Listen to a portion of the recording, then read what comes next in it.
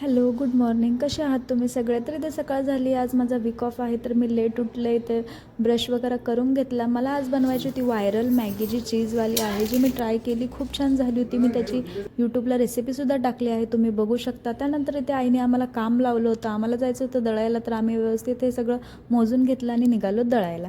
त्यानंतर तुम्ही मी काय केलं ते बघू शकता.